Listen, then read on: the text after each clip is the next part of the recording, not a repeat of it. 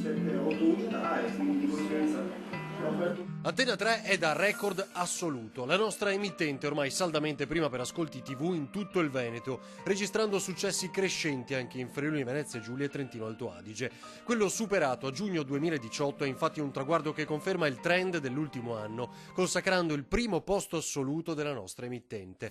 Così il nuovo marchio del Leone, Media Nord-Est, è il primo gruppo editoriale per ascolti certificati Auditel in tutto il Nord-Est. Buonasera, ben ritrovati in diretta su Antena 3 come ogni lunedì puntuali. È travolgente la crescita registrata dall'emittente di San Biagio di Callalta, al centro di un imponente piano di rilancio e investimenti messi in campo dal momento dell'acquisizione nel dicembre del 2017. L'autorevolezza dell'informazione, l'aumento del numero di ore di programmi in diretta con il pubblico, nuovi format, volti e approfondimenti hanno consentito in pochi mesi di quadruplicare l'affetto del pubblico e un aumento del 40% dei dati d'ascolto dell'intero giorno. Leader assoluti nelle fasce dei telegiornali che registrano giornalmente uno share medio del 10%, battendo sul territorio anche molte reti nazionali.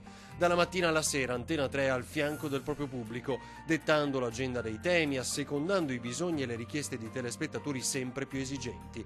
Antena 3 è riuscita in pochi mesi a calamitare crescenti investimenti pubblicitari. Il ritorno di programmi storici come La Voce del Mattino, la nascita di nuovi format, 20 e 10 e Ring, hanno prodotto un costante successo di pubblico. Le maratone elettorali, gli approfondimenti di ore 13 o agricoltura sono ormai un appuntamento fisso nel panorama dell'informazione di cui andiamo orgogliosi. Il nostro grazie a voi che premiate il nostro lavoro ogni giorno, consentendo ad Antena 3 di essere la prima TV del Veneto.